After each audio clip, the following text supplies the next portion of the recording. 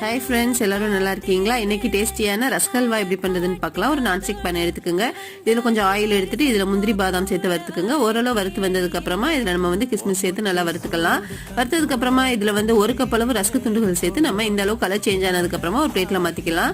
அதே கடாயிலே கொஞ்சம் நெய் சேர்த்துக்குங்க. அதில் ஒரு கப் அளவு ரஸ்க் தூள் சேர்த்து நல்லா வறுத்துக்கலாம். இதுவுமே நல்லா கலர் சேஞ்ச் ஆகிறது வரைக்கும் வறுத்துட்டு இதையும் நம்ம ஒரு பிளேட்டுக்கு மாத்திக்கலாம்.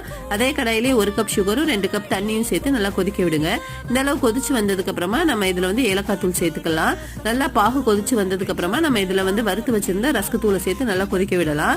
இந்த அளவுக்கு ரஸ்க் தூள் வெந்ததுக்கு அப்புறமா நம்ம வறுத்து வச்சிருந்த ரஸ்க் துண்டுகளையும் எடுத்து சேர்த்துக்கலாம். இதோட டீடைல் ரெசிபி நம்ம வீடியோல இருக்கு, கண்டிப்பா செக் பண்ணி பாருங்க.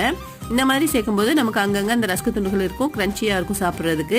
இந்த அளவுக்கு பெரட்டி எடுத்ததுக்கு அப்புறமா இதுல டுட்டி ஃப்ரூட்டி, அடுத்து கோவா எல்லாம் சேர்த்து நம்ம நல்லா மிக்ஸ் பண்ணிக்கலாம். அடுத்து இருக்கிற நெய்யை கொஞ்சம் கொஞ்சமா சேர்த்து நம்ம கடாயில ஒட்டி வராத அளவுக்கு நம்ம பெரட்டி எடுத்தோம் அப்படின்னா டேஸ்டியான ரஸ்க் ஹல்வா ரெடி. கண்டிப்பா ட்ரை பண்ணி பாருங்க.